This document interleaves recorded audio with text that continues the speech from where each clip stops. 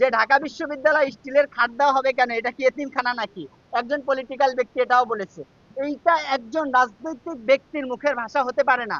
আসলে আমি যদি রাষ্ট্রবিরোধীর সংজ্ঞাটায় যাই, যে পেনাল কোডে যে রাষ্ট্রদ্রোহিতার যে সংজ্ঞা দেওয়া আছে, এখানে কি বলা আছে, যে কেউ যদি রাষ্ট্রের অখণ্ডতা বিচ্ছিন্ন করতে চায়, রাষ্ট্রের বিরুদ্ধে ষড়যন্ত্র করে, রাষ্ট্রের সম্পদ নষ্ট করে, অথবা রাষ্ট্রের নাগরিকের নিরাপত্তার হুমকিমূলক কোনো কার্যক্রম করে, এগুলোকে সাধারণত রাষ্ট্রদ্রোহী হিসেবে বিবেচনা করা হয়।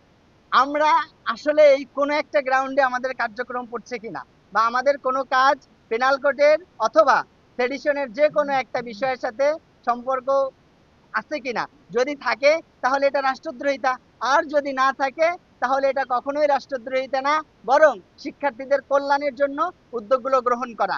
এখন আসেন, এখন এখানে কয়েকটি ন্যারেটিভ দাঁড় করানোর চেষ্টা করছে। এক নম্বর বিষয় হচ্ছে, আমি এটাও শুনেছি, একজন বলেছে যে ঢাকা বিশ্ববিদ্যালয় স্টিলের খাট দেওয়া হবে কেন, এটা কি এতিমখানা নাকি? একজন পলিটিক্যাল ব্যক্তি এটাও বলেছে। এইটা একজন রাজনৈতিক ব্যক্তির মুখের ভাষা হতে পারে না। শিক্ষার্থীরা দিনের পর দিন ফ্লোরে ঘুমাচ্ছে, তখন আপনার কোনো কথা নাই। শিক্ষার্থীরা দিনের পর দিন সারপোকার কামড় খাইতেছে, তখন আপনার কোনো কথা নাই। যখন শিক্ষার্থীর একটু ভালো থাকার ব্যবস্থা করা হয়েছে, তখন এমনি আপনি কথা বলা শুরু করেছেন। আবার একটা গ্রুপ ন্যারেটিভ তৈরি করার চেষ্টা করতেছে যে ওয়েলফেয়ার পলিটিক্স, এটা জগন্নাথ বিশ্ববিদ্যালয়ে বেশি দেখা যাচ্ছে। একটা গ্রুপ যাদের কোনো রাজনৈতিক এজেন্ডা নাই, যাদের কোনো শিক্ষার্থী বান্ধব কর্মসূচি নাই, কোনো কাজ নাই, তারা কি করবে? একটা গ্রুপ আছে, তাদের কোনো কাজ নাই, কোনো কর্মসূচি নাই, কিছু নাই, কি করবে তারা? তারা সারাদিন ঘুরে ফেরে, এবার বিকালবেলা ক্যাম্পাসে এসে চিন্তা করে, ঠিক আছে এবার 10 মিনিট একটা আন্দোলন খেলি আর কি, একটা জাস্ট একটু দাঁড়ায় হাতে তালি দিয়ে একটা ছবি নিয়ে এটা দেখা যে আমরা এই যে শিক্ষার্থীদের জন্য অনেক কিছু করে ফেলছি। এখন এইগুলা শিক্ষার্থীরা এখন আর খায় না। না খাওয়ার কারণে এখন কি করবে? সময়গুলো তো কাটাইতে হবে। এখন তারা ফেসবুকে লেখালেখি শুরু করছে যে শিবির ওয়েলফেয়ার পলিটিক্স করতেছে, আমরা এর সাথে একমত নেই, এটা অমুক, এটা খারাপ, এটা অমুক, মানে কাজ নাই, কি করবে?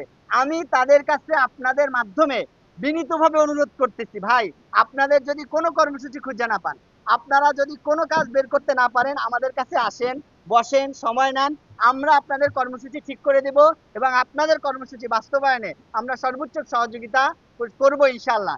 আমরা চাই সবাই মিলে এই ক্যাম্পাসকে একটি নিরাপদ, শিক্ষার্থী বান্ধব, শিক্ষার্থীদের সুযোগ সুবিধা সম্বলিত একটা সুন্দর ক্যাম্পাস গড়তে। রেষারেষি, হানাহানি, মারামারি, পরনিন্দা, গীবত, চর্চা, কানাকানি, ফিসফিসানি, চগলগুড়ি, একঘেয়েমি, এই বিষয়গুলোর ভিতরে আমরা যেতে চাই না।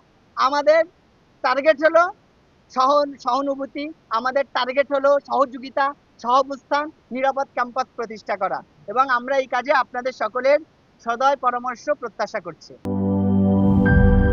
লিলি বিউটি সোপ, যার অ্যান্টি এজিং গুণ তারুণ্য ধরে রেখে ত্বকে করে উজ্জ্বল, তারুণ্যময় উজ্জ্বল ত্বকের জন্য।